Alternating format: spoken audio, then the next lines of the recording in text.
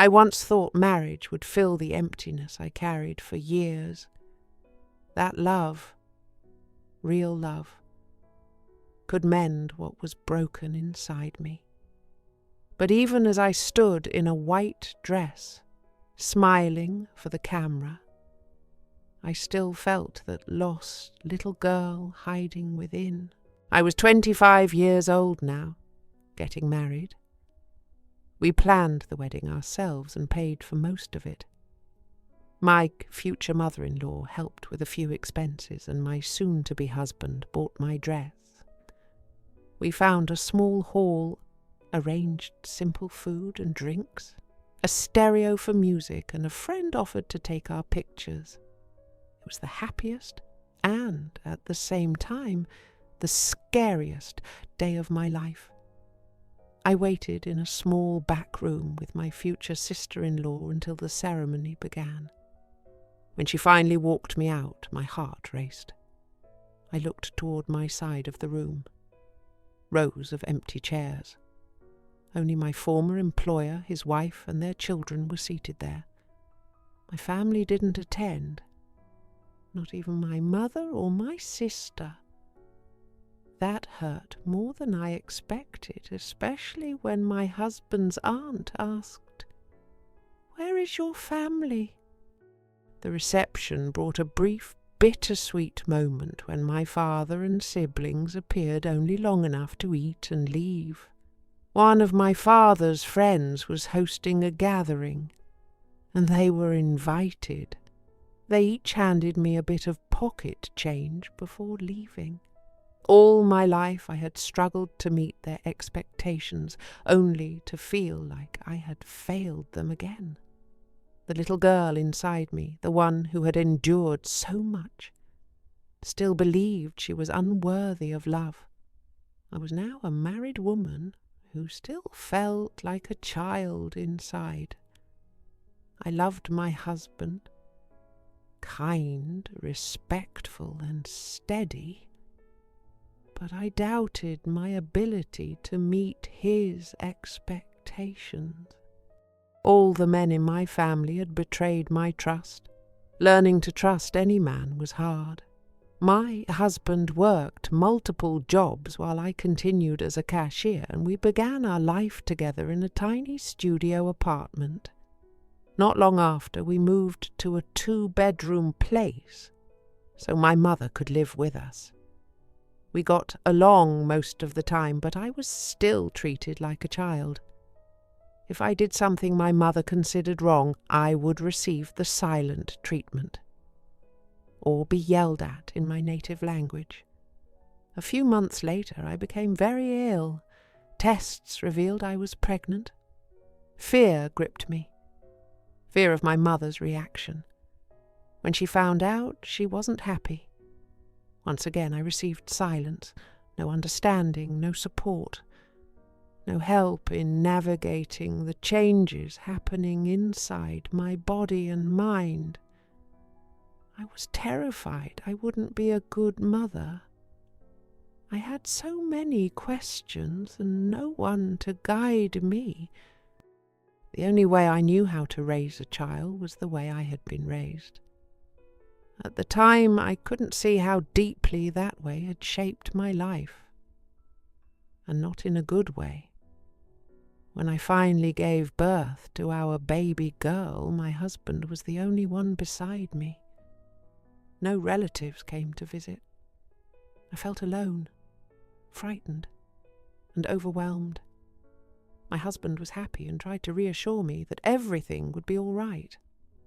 But he didn't know that the frightened child still living inside me was now expected to raise a child of her own, and she had no idea where to begin. There were so many questions with no answers. The only thing that felt familiar to me was self-punishment. Self-care meant nothing to me. I loved my baby girl deeply, but I kept asking myself, how was I supposed to protect her when I had never learned how to protect myself, and even as an adult? I cared for my little girl the best way I knew how. I took care of our small home. My husband worked nights. He would come home, sleep for a while, and help however he could. 2 years later, I gave birth to a baby boy under the same quiet circumstances. I quit working to care for the children while my husband carried the financial burden, working 2 and sometimes 3 jobs to provide. I wanted to protect them with every breath, yet I often wondered how to raise them when I had never witnessed healthy parenting. 18 months later, our 3rd baby arrived, a beautiful girl. Not long after, we bought a beautiful brand new 3-bedrooms home. Then we added a pool and a playground my husband built himself. 2 years later, our 4th child, another girl, was born. The children didn't mind sharing rooms.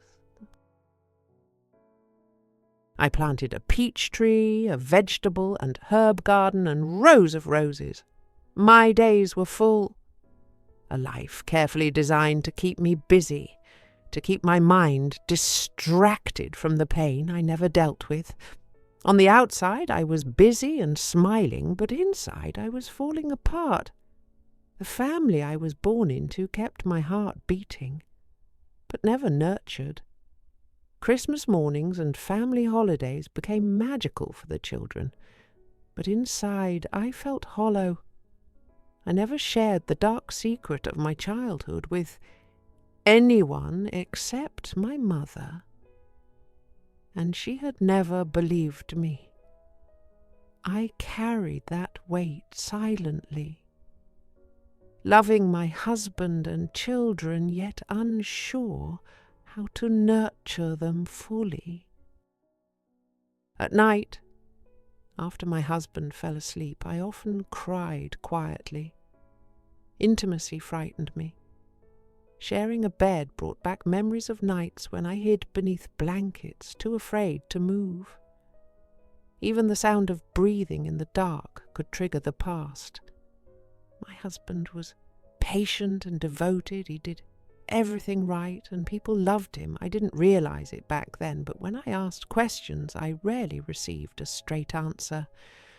Instead, I was preached to, as if being corrected instead of comforted. The uncertain, timid person I was didn't question it, but deep down I felt like a failure. I know now it wasn't intentional. He meant well. Yet I longed for a friend I could pour my heart out to without being judged or lectured. Having been treated that way since childhood, I just wanted to be seen as an equal, as an adult. I'm sure he thought he was helping. He didn't know any better, and I wasn't honest enough to tell him my secrets. The trauma that shaped every part of who I had become. I longed to laugh freely, to feel true joy, to start life over with a mind untouched by trauma. I wanted to be normal. But the normal I knew was chaos, control, silence, hidden pain, shame and guilt. I didn't know any other way. I was caught between 2 worlds. The old country with its tight traditions and the new world with its wide-open freedom. I had been controlled and manipulated for so long that I doubted every choice I made, even when life seemed full. A loving husband, 4 wonderful children, a comfortable home. I second-guessed myself constantly. I felt like an empty shell of a person. The memories I had buried for years haunted me day and night. The need to survive and care for my family was overwhelming. I did what needed to be done. Meals, laundry, school runs, bills. But always with doubt, with no confidence or self-esteem. I wished for laughter that came easily, for a mind free of shadows, the shadows of the family I was born into, the one that altered my whole life. The same one that caused my brain to freeze in time. I wished I could start life over with a brain untouched by pain. But these were only wishes. Reality felt unchangeable. Some nights I prayed not to wake up, longing for peace. Yet morning always came, and I rose for the children who depended on me